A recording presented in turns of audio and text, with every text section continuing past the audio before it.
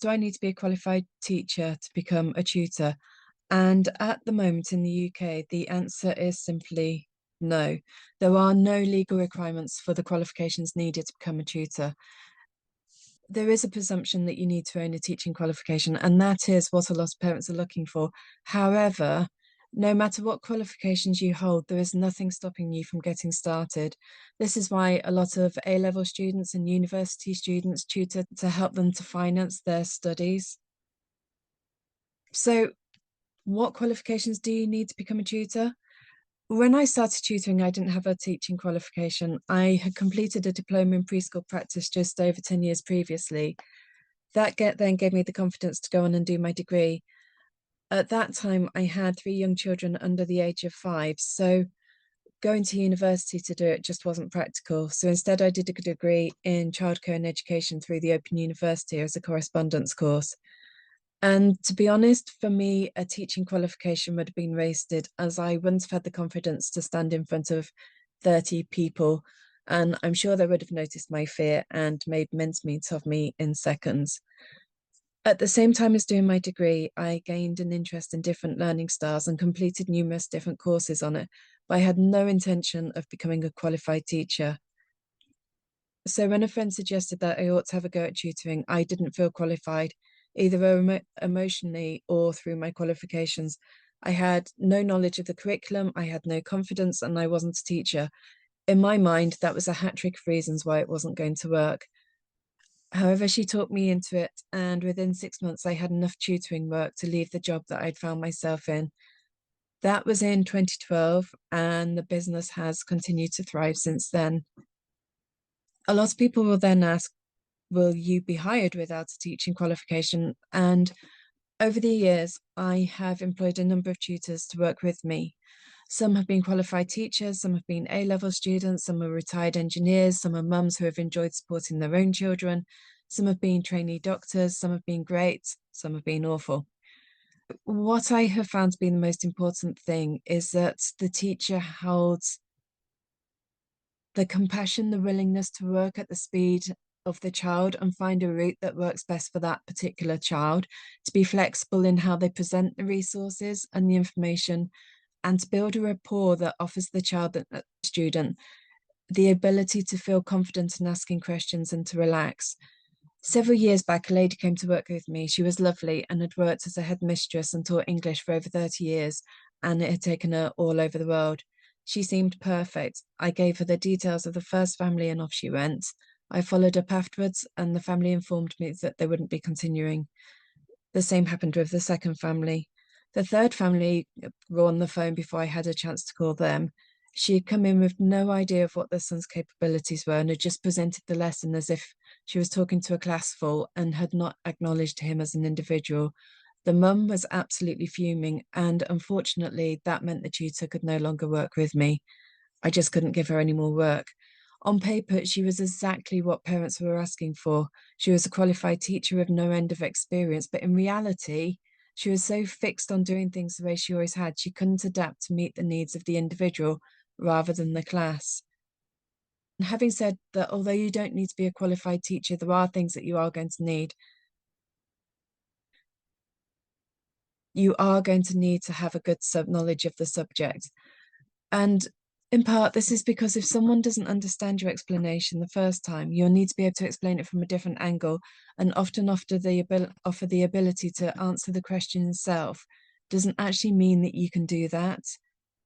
Over the years, I've found that some of the most intelligent people in their field have actually made some of the worst tutors, because although they know the basics, as they see it as common sense, and as such, they find it as more difficult to break it down and explain it. In their mind, it just seems that it's obvious. Why can't you grasp it? A mum got in touch a couple of years ago, and her son had been in and out of hospital and consequently missed quite a lot of school. This led to him being behind in some subjects and lacking confidence in most areas of the school curriculum. One parents' evening, this was mentioned, and the goal was set that he would put his hand up more in class. So over the coming weeks, he endeavoured to conquer this fear, put his hand up. On one occasion in a maths class, he put his hand up to ask a question. The teacher had repeated themselves and he still struggled to understand it. So the teacher had rolled their eyes and said, "Good luck to you in your exams if you don't get something as simple as that." And I often have conversations with people considering whether it is the child who is at fault for not getting it, or the teacher or tutor who is at fault for not explaining it in the way that makes sense to that specific child. And I think the key ingredient for any tutor is the ability to look at the problem from multiple angles and find the one that works best for that child, the child that they are actually working with. And if it takes them 100 attempts to try and find the explanation, so be it. Their job is to help the child to understand it, not to belittle the child for not understanding it. So, experience has taught me over the years that communication with both parents and the child is key. We need to be able to communicate with the children so that they feel comfortable to ask questions and to be able to concentrate on the task at hand rather than focus on their desire to kind of escape this situation. However, we also need to remember that it is the parents who are paying for our time and knowledge. They want to be kept informed as to what they're paying for. Prior to lockdown, all our lessons occurred inside the student's home. And I was a firm believer that if they were in an environment where they felt relaxed and more comfortable, they would be better able to focus on the lesson. However, lockdown obviously put an end to that. And we also started offering online lessons. There is a definite comparison between the rapport you can build with the parents and how they recommend you forward and the interaction you have with them. Very often online, especially with the older students, the time ends and that's it. You don't interact with the parents. So you'll need to message them, inform them afterwards of how the lesson went. Although it's appreciated, they do feel more stilted, they can feel less emotive. However, when you're actually in their home speaking to them face to face, you can build much more of a relationship and get to know them and talk more freely. This relationship is crucial to helping your business to grow, but it's not only your business, your bottom line that you should be interested in growing, but also more importantly than anything else, it should be helping those that you work with to both grow in both confidence and knowledge. So, what do parents look for in a tutor? When a parent gets in touch, offer them helpful tips and advice. Don't make getting them to sign up to be your main priority. Make sure instead that you focus on helping them.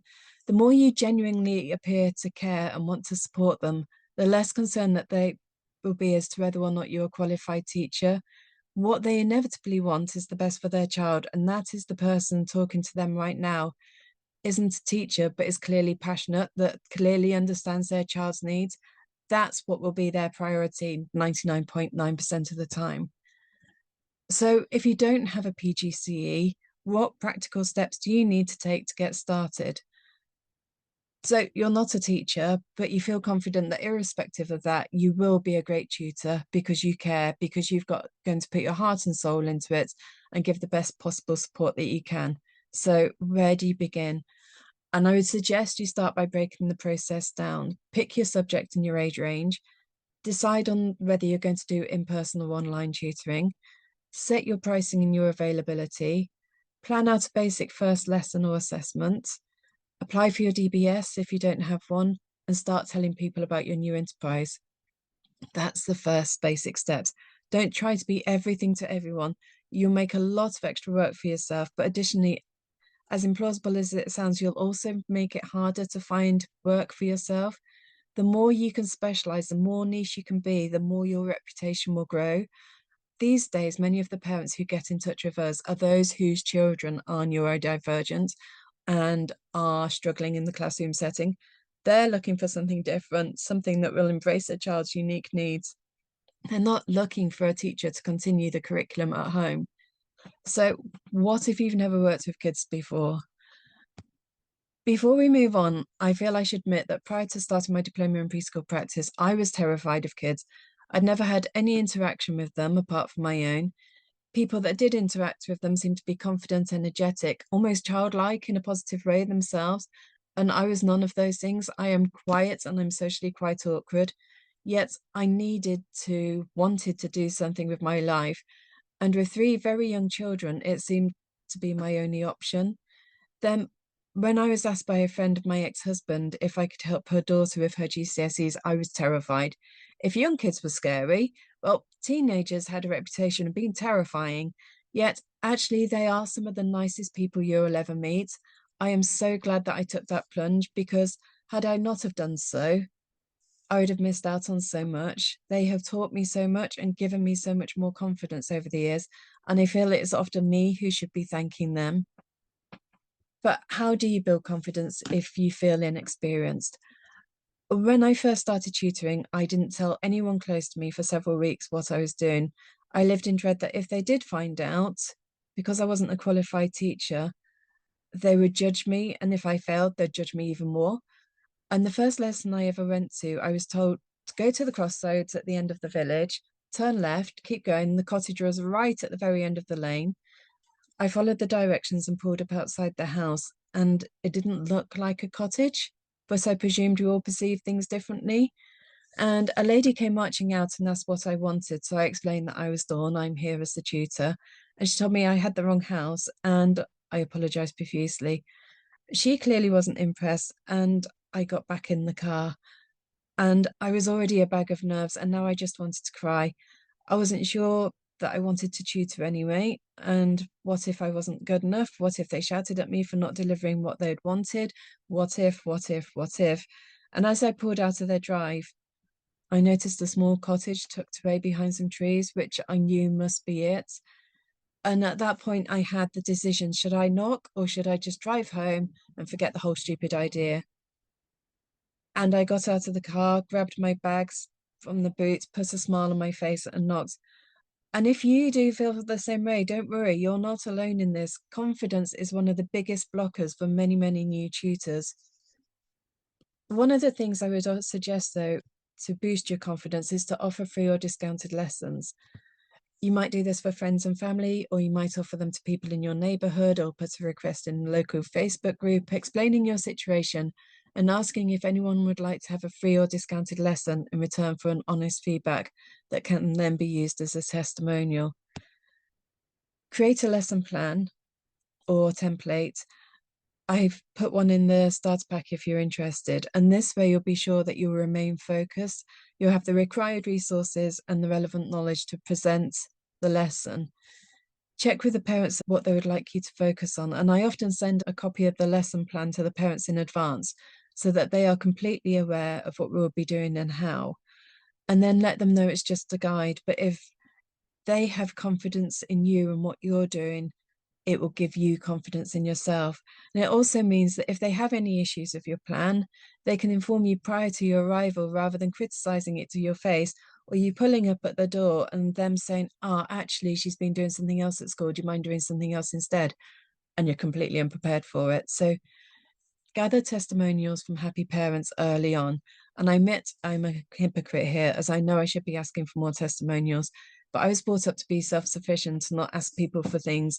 And although I am now 50, it is still something I struggle with. So sometimes we just need to get over ourselves and just ask. And if parents are happy, more than them willing to write a testimonial for you to use to help you to get started and grow.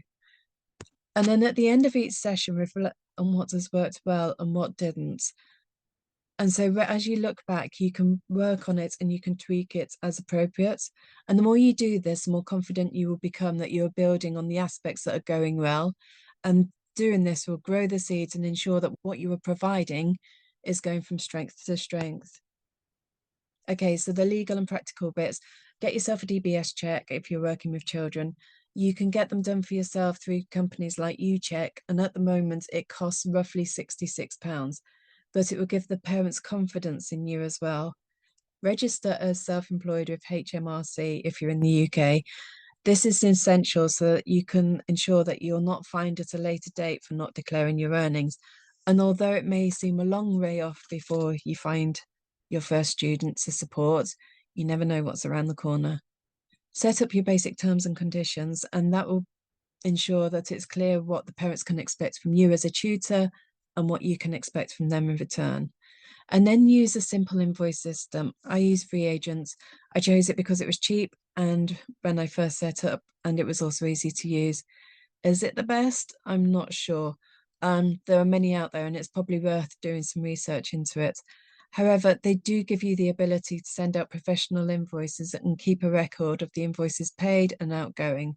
This is paramount, as without the receipt of payments, you'll never be a profitable business. It may be nothing more than a hobby, or even worse, it may create a loss for you. So please do be organized with your money. And just as a side note, because I didn't have a teaching qualification, I very much questioned my worth as a tutor. However, if you start to earn more of a profit from your business, it will also be reassuring that you are worthy and that you are doing a good job. Okay, so how will the Clara James Tutor Support Group help you? From early on in building the business, I took courses, I read books, I found mentors to guide me so that I could give the very best support that I possibly could.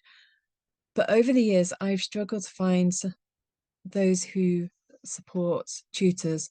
I belong to a mentoring group for the online aspect of the business, one for marketing and customer service, but no one that could answer the questions directly associated with tutoring. So I decided to try and create the support that I would have appreciated in the early days as a tutor so that others could benefit from it. And in the past few weeks, I've created the Tutoring with Confidence pack to help you take the first step. The goal is that it will provide you with practical, encouraging resources, providing you with the tools and support that you would need to help you feel ready, professional, and clear about what you offer. Just remember, you're not alone. You just have to take one step at a time to reach your goal. And I'm here to help you with it if you need it. And remember, you don't need a certificate to care, and you don't need years of teaching experience to help a child understand something for the first time. You just need to offer the right support and the right courage to start. If you are interested in the Start Tutoring with Confidence pack, I'll put the link at the bottom.